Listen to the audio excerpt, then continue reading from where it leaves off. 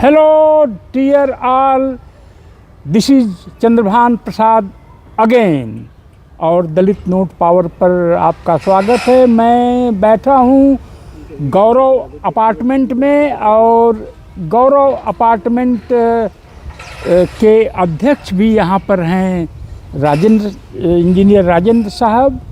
और अगर किसी को हरा भरा अपार्टमेंट देखना है तो आप दिल्ली के गौरव अपार्टमेंट में आ जाइए। तो साई साहब से दूसरा एपिसोड हमारा है। आप ये बताइए कि इमरजेंसी के बारे में, जो आपातकाल लागू हुआ था, उसको दलित लोग कैसे देखते थे उस समय? देखिए सर, जो इमरजेंसी का पीरियड था 1975 का,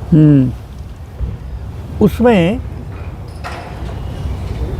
दलितों को तो मेरे ख्याल में कोई डिफ़िकल्टी की बात नहीं थी, क्योंकि दलितों को इमरजेंसी से कोई डिफ़िकल्टी की बात नहीं आई सामने। क्योंकि उससे तो इमरजेंसी से जो गरीब लोग थे ना, उनको मेरे ख्याल में कोई नुकसान नहीं हुआ था।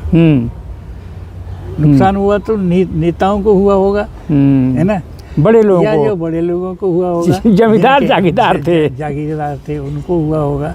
गरीब का तो ये था कि चीज़ें भी सस्ती हुई थी, खाने पीने का सामान भी लोगों को ठीक से मिलने लगा था, दफ्तरों में कामकाज भी ठीक हो गया था, तो गरीब आदमी की सुनवाई होने लग गई थी, है ना। तो मेरे ख्याल में इमरजेंसी में गरीब, खास करके ये दलित गरीब लोग थे, उनको तो कोई नुकसान नहीं हुआ था।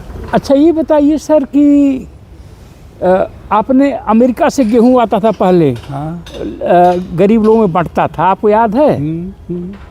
अच्छा, उसमें इंदिरा गांधी ने बहुत भारी मात्रा में मंगाना शुरू कर दिया था। देखिए, ऐसा था कि जो अनाज की कमी को पूरा करने के लिए ये अमेरिकन गेहूं आता था, वो था उस समय एक एक्ट था PL 480 480 के अंदर आता था। तो इंदिरा गांधी ने, भाई उस समय तो फूड की कमी थी तो लोगों को फीड तो करना ही था, मंगाते थे, लेकिन जो 480 प्लान था उसमें शर्त ये थी कि जो भी पैसा उसका बनता है अमेरिका का, वो इंडिया में जमा रहेगा, है ना, क्योंकि इंडिया डॉलर देने में सक्षम नहीं था। इंडिया में जमा रहेगा, लेकिन अमेरिका जो है ना, उस पैसे को इंडिया में खर्च कर सकती है इन ए वे अमेरिका लाइक। अमेरिका जो जैसा पसंद करेगा वैसे खर्च कर सकती है। तो इंदिरा गांधी को जब करीब 22,000 करोड़ इकट्ठा हो गया था, तो इंदिरा गांधी को ये चिंता सताने लगी थी कि इतना पैसा इंडिया में अगर अमेरिका ने गलत तरह से यूज़ किया तो देश का क्या होगा। तब उसका ध्यान, इंदिरा गांधी का ध्यान जो है ना, हरित क्रांति की तरफ गया था। उसमें भी बाबूजी को कृषि मंत्री बनाया। हाँ, कृषि मंत्री था। पर देखिए कितने लोग इंडिया में इग्नोरेंट हैं कि हरित क्रांति में बाबूजी का बहुत बड़ा योगदान है, इसको ज़्यादा लोग मानते नहीं हैं। वो मतलब एक नारा जो उसके बाद इंदिरा गांधी से पहले जो वो थे, क्या नाम है, शास्त्री जी, उन्होंने एक नारा दे दिया था कि गुरुमुखपुर में, मतलब है कि जय किसान, जय किसान, जय जवान, जय किसान का नारा। तो वो ज़्यादा लाइट में आ गया, बाबा ही लूट लगे वो। और इंदिरा गांधी ने बाद में जो हरित क्रांति का प्रोग्राम चलाया, जिसकी वजह से इंडिया सेल्फ सफिशिएंट हुआ फूड ग्रेन्स के बारे में, वो पीछे पड़ गया। अच्छा सर, ये बताएं कि हमने ये भी सुना है कि इंदिरा गांधी ने जमीन पट्टे का बंटवारा काफ़ी किया था। हाँ, जमीन पट्टे का अपने लोगों को ज़्यादा मिला था। अब वो था ही उन्हीं के लिए, क्योंकि दो तरह अच्छा, की मतलब जमीन का बंटवारा दलितों के लिए ही था, शेड्यूल कास्ट के लिए दिया था उन्होंने। उसमें दो तरह की जमीन उनके पास आई थी। अच्छा, एक तो भूदान यज्ञ जो उसमें चलाया था विनोबा भावे ने, उसमें जो कुछ भी आई थी वो जमीन थी। दूसरे जो चकबंदी का प्रोग्राम चला था, उसमें काफ़ी ज़मीनें उनको मिल गई, ग्राम सभा के नाम पर जो थी, ग्राम सभा के नाम। वो जो ज़मीन थी उसके 5-5 बीघा या 2-4 जैसा जिस गांव में आ गई थी उस हिसाब से उसको पट्टे दिए थे लोगों। लेकिन अब वो डिफरेंट रीजन है कि बहुत सारे कारण थे जिनकी वजह से वो उनको रिटेन नहीं कर सके, या मतलब है उसका पूरा उपयोग नहीं कर सके, वो अलग बात है। आप जब स्कूल में पढ़ रहे थे, हाई स्कूल में, वो किस साल पास किए थे आप? 53 में। तो उसमें आप बोल रहे थे कि बाबा साहब अम्बेडकर का उतना नाम नहीं था इधर नॉर्थ इंडिया में, मतलब जो इलिटरेट मास था, हाँ, उसमें इतना नाम नहीं था। पढ़े लिखों में या शहरों में तो चलन था। अच्छा, ये नेहरू जी ने जो पब्लिक सेक्टर खड़ा किया, हाँ, भेल सेल वगैरह वगैरह, उसका कुछ दलितों को लाभ मिला? देखिए 1956 में नेहरू ने जो इंडस्ट्रियल पॉलिसी बनाई थी, इंडस्ट्रियल पॉलिसी में मिक्स इकोनॉमी का कंसेप्ट दिया था। मिक्स इकोनॉमी का मतलब था कि जो मतलब मध्य जिनमें ज़्यादा खर्चा होता है वो गवर्नमेंट टेक ओवर करे और बाकी जो है प्राइवेट कंसर्न करे। तो उसमें जितने ये बड़े बड़े कारखाने या कंपनी बननी थी, जैसे बैल है, ये इलेक्ट्रॉनिक वो है, ये सब जो थी ना, वो अंडरटेकिंग वो गवर्नमेंट ने बनाई। तो उसमें तो गवर्नमेंट के रूल चलते थे। जब गवर्नमेंट के रूल चलते तो नेचुरली शेड्यूल कास्ट को फायदा होना ही था। जहाँ कई लोग हमसे कहते हैं कि उसमें दलितों का क्या फ़ायदा हुआ? नहीं, दलितों का फ़ायदा क्यों नहीं हुआ? मतलब दलितों, अब ये तो ये कहें कि दलितों का भाई जो आपके बैंक नेशनलाइजेशन हुआ वो भी तो अंडरटेकिंग हुई ना। हाँ, सरकारी हो गया था। उससे फ़ायदा हुआ था कि नहीं? हाँ, हजारों हजार लाखों लाख दलितों को नौकरी मिल गई थी। तो ये तो गलत, मेरे ख्याल में तो ये गलत, ये सही नहीं है कि उससे दलितों को क्या फ़ायदा हुआ। तो क्या ये कुछ लोग पंडित नेहरू को मनुवादी बोलते हैं, आप सहमत हैं उससे? देखिए जी, हमने जितना उनको देखा और पढ़ा है, क्योंकि हमने तो काफ़ी देर तक उनको देखा है। आप दिल्ली में रहते थे? दिल्ली में रहते हुए हमें तो कभी ऐसी कोई आभास हुआ नहीं कि वो क्योंकि देखिए उसका एक रीजन था, फैमिली बैकग्राउंड और education. Family background and education, ये दो चीज़ें जो है ना, एक सेकंड, ये दो चीज़ें जो है आदमी की पर्सनैलिटी में बहुत पार्ट प्ले करती हैं। तो नेहरू में ये दोनों क्वालिटी थी, फैमिली बैकग्राउंड भी था, एजुकेशन भी थी। तो ये जो शक और सुबह जो लोगों को है कि वो मतलब है कि मनुवादी थे, मेरे को तो नहीं हजम होता। पर ये आरएसएस वाले नेहरू को बहुत उल्टा सीधा बोलते हैं। उसका रीज़न है, उसका रीज़न ये है कि कोई भी नेहरू ने कभी इनकी पॉलिसी को सपोर्ट नहीं किया था। किसकी पॉलिसी को? ये आरएसएस की जो पॉलिसी थी। अच्छा, इनकी पॉलिसी क्या थी आरएसएस की? इनकी पॉलिसी तो वही थी जो आजकल चल रही है। अच्छा। मनुवादी। मनुवादी यही थे असल में। हाँ, हिंदू राष्ट्र मनुवादी प्रथा, क्योंकि ये तो ऑल टुगेदर पूरी तरह से सपोर्टर थे ना, जो मनुवाद का कॉन्स्टिट्यूशन जो चल रहा था, जो 1950 में जो कॉन्स्टिट्यूशन लागू हुआ, उसको तो ये पसंद ही नहीं करते थे, आज भी नहीं करते हैं आरएसएस वाले। तो जो उसको सपोर्ट कर रहे थे, जिन्होंने उसको चलन में डाला कॉन्स्टिट्यूशन को, उस आदमी को ये क्यों पसंद करने लगे?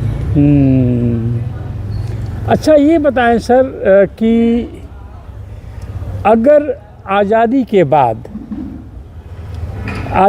बाद सत्ता अगर आरएसएस के हाथ में आ जाती, हाँ, और 50, 60, 70 साल तक चलती रहती, हाँ, तो दलित कहाँ होते? Just after independence. हाँ, जस्ट आफ्टर इंडिपेंडेंस। यस। इसका मतलब तो ये है कि ये जो कॉन्स्टिट्यूशन है, प्रेजेंट कॉन्स्टिट्यूशन है, जो 1950 में लागू हुआ, वो होता ही नहीं। हाँ, पर बहुत सारे दलित होता ही नहीं, बहुत सारे दलित, और वो होता नहीं। तो वो जो कॉन्स्टिट्यूशन, मनुवादी कॉन्स्टिट्यूशन जो चल रहा था, वो आज भी चल रहा होता। तो अगर आरएसएस सत्ता में आ जाती आज़ादी के तुरंत बाद, तो हम लोग क्या ऐसे मिलते यहाँ पर दिल्ली में एक फर्स्ट क्लास का जो अपार्टमेंट है बैठे हुए? मैं तो नहीं समझता। नहीं ऐसा हो हो पाता। पाता, ऐसा हो पाता। पर कुछ दलित जो बोलते हैं कांग्रेस बीजेपी में कोई फर्क नहीं है, वो मैं तो कहता हूँ इससे all due to ignorance, ignorance की वजह से। मेरा अपना विचार मैं मानता हूँ हाँ। कि जो कांग्रेस को कहते हैं कि कांग्रेस ने कुछ नहीं किया। अब कांग्रेसी तो नहीं है। नहीं, मैं कांग्रेसी तो नहीं हूँ। कांग्रेस तो देखिए कांग्रेस और इसका कोई फर्क नहीं पड़ता। फर्क पड़ता है आइडियोलॉजी का। फर्क तो आइडियोलॉजी का पड़ता है। मैं ये मानता हूँ कि अभी भी लोगों को आइडियोलॉजी को चूज करना चाहिए, पार्टी को नहीं। जैसे कि बीजेपी की आइडियोलॉजी है, आरएसएस की हिंदू राष्ट्रवाद। हाँ, यानी हिंदू लोगों का राज होगा, तो इसका मतलब ये भी हो गया कि अछूत को फिर दूर कर दिया जाएगा। नहीं, अछूत कोई नहीं, हाँ। अकेले अछूत ही नहीं है। हाँ। इसमें तो फिर और जातियाँ भी हैं, पारसी भी हैं, हाँ। क्रिश्चियन भी हैं, मुसलमान भी हैं। सबको प्रॉब्लम हो जाती है। सबको प्रॉब्लम हो जाए। अभी भी प्रॉब्लम हो जाएगी अगर इसको बदल दिया जाए तो। अभी न? हाँ, अभी भी हो जाएगी। देखिए, कॉन्स्टिट्यूशन के रहते हुए भी प्रॉब्लम तो कुछ शेड्यूल कास्ट को बेशक न हो, लेकिन कुछ लोगों को तो प्रॉब्लम अभी भी है ना। हो गई है ना, जो पहले नहीं थी। तो अगर मान लीजिए कि आज पंडित जवाहरलाल नेहरू और जो आरएसएस बीजेपी के जो नेता हैं, ये दोनों चुनाव में खड़े हो जाएं, मान लीजिए कि नेहरू फिर से आ गए हैं, तो किसको सपोर्ट करेंगे आप? मैं तो नेहरू को सपोर्ट करूँगा।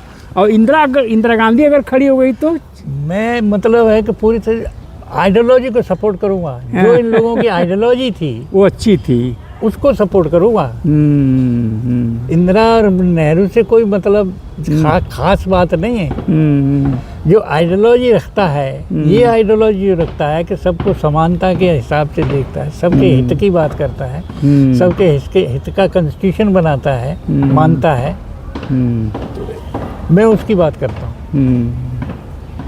तो अब तो स्थितियाँ उतनी अच्छी नहीं हैं इस समय। माहौल तो अच्छा हो सकता था और हो सकता है, बशर्ते कि लोग समझदारी से काम लेने शुरू कर रहे हैं।